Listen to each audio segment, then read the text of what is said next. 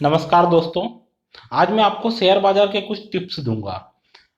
मेरा वीडियो चालू करने से पहले मैं आप सभी से रिक्वेस्ट करूंगा कि आप बेल आइकॉन दबाएं और मेरा चैनल सब्सक्राइब करें, ताकि मैं आपको अच्छे से अच्छे वीडियो लाता रहूं और आप उसे देखते रहें और कुछ ना कुछ नॉलेज गेन करते रहें। तो शेयर बाजार के जो टिप्स मैं आपको देना चाहता हूं वो ये है कि यदि आप शेयर बाजार में नए हैं तो आप शुरुआत डिलीवरी ट्रेडिंग से करें, ना कि इंट्राडे ट्रेडिंग से।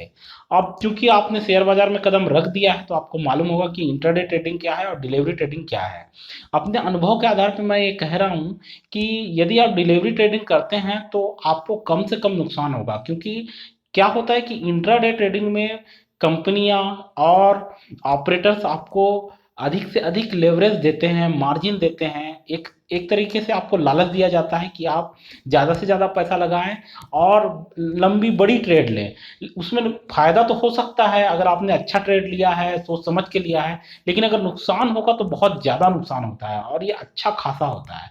दूसरी चीज़ ये होती है कि इंट्राडे ट्रेडिंग में जो चार्जेस हैं ऑपरेटर्स वो भी काफ़ी अच्छा लगाते हैं, तो इनसे दूर रहिए। ट्रांजैक्शन चार्जेस काफ़ी होता है। डिलीवरी ट्रेडिंग कीजिए, डिलीवरी ट्रेडिंग सेफ है, उसमें लेवरेज या मार्जिन नहीं मिलता, लेकिन ये सेफ होता है।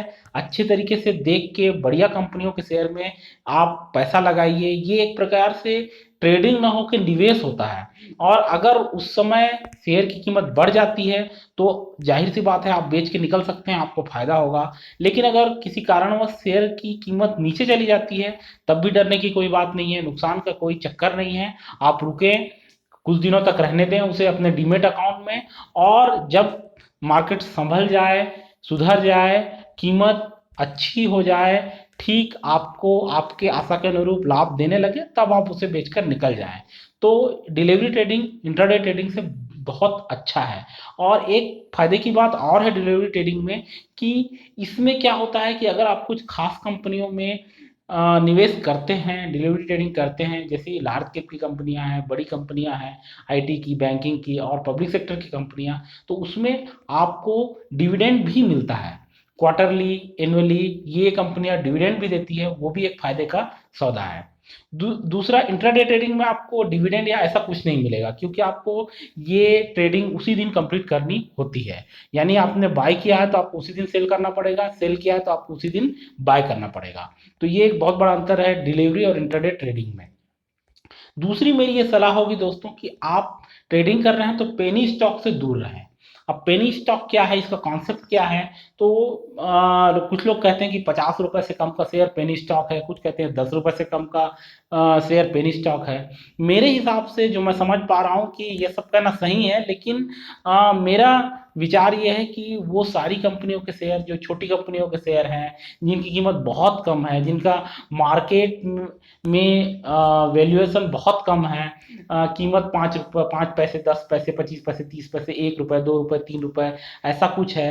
ये पेनी स्टॉक्स हैं, इनसे दूर रहिए। ये ललचाते हैं आपको। थोड़े पैसे डाल के बहुत सारे शेयरों की यूनिट मिल सकते हैं, लेकिन इसमें फायदा जो है आपको बहुत जल्दी नहीं मिलेगा, काफी रुकना पड़ेगा, और कई बार इसमें लॉस होता देखा गया है, क्योंकि इसमें मूवमेंट बहुत कम होती है। और ये जो है भाव चढ़ने में काफ़ी टाइम लगता है। आप बहुत ज़्यादा इसमें इरिटेट हो सकते हैं और अपना पैसा भी आपका फंसा हुआ रहेगा, और कुछ दिनों बाद आप उसको लॉस में बेच के निकल जाएंगे। तो इससे अच्छा है कि आप पेनी स्टॉक से दूरी बना के रखिए और अच्छी बड़ी कंपनियों में दीर्घकालीन निवेश कीजिए। तीसरी बात मैं कहूँगा कि निवेश से पहले आप किसी भी कंपनी के शेयर को कैसे चुनते हैं, चूज करते हैं, ये बहुत महत्वपूर्ण है और बहुत मायने रखता है। किसी भी कंपनी के शेयर में निवेश से पहले आप ऑनलाइन में, गूगल में बहुत सारी इंफॉर्मेशन अवेलेबल है, कंपनी की history, balance sheet, profit loss, सब कुछ देख लें। बहुत सारे वेबसाइट हैं जिसमें ये इंफॉर्मेशन अवेलेबल है। Money money control dot com बहुत अच्छी वेबसाइट है, उसमें आपको पूरा ब्यौरा मिल जाएगा। 52 वीक के लो, हाई, पी रेशियो, आप सब कुछ देख सकते हैं। कंपनी कितने कर्ज में है, उसकी भागीदारी, प्रमोटर के प्लेस, सब कुछ देख सकते हैं। ये सब कुछ देख लें और देखभाल करके ही निवेश कीजिए। चौथी बात मैं बोलूँगा कि जो देश विदेश के शेयर बाजार हैं और समसामयिक खबरें, आर्थिक खबरें, वैश्विक जगत की खबरें, इन सब पर नजरें रखिए क्योंकि इन सब का प्रभाव शेयर मार्केट पे पड़ता है। जैसे कि कोरोना वायरस के कारण अभी मार्केट पूरा डाउन है।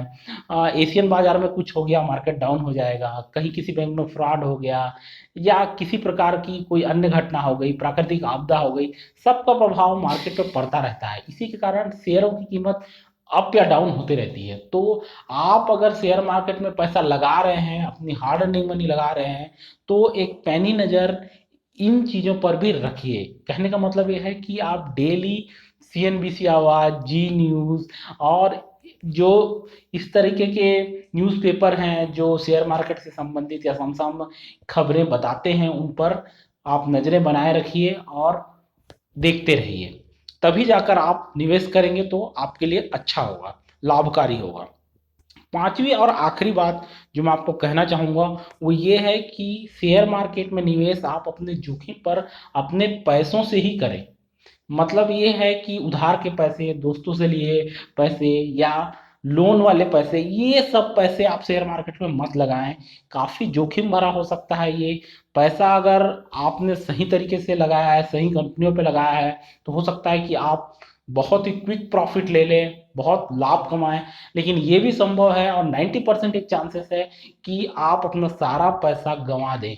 और एक बात जानिएगा कि जुए में आज तक कोई भी आदमी जीता नहीं है, जुए में सभी हारते हैं। और जो ये जो ट्रेडिंग है ये जुआ ही है, लेकिन इन्वेस्टमेंट अलग चीज है।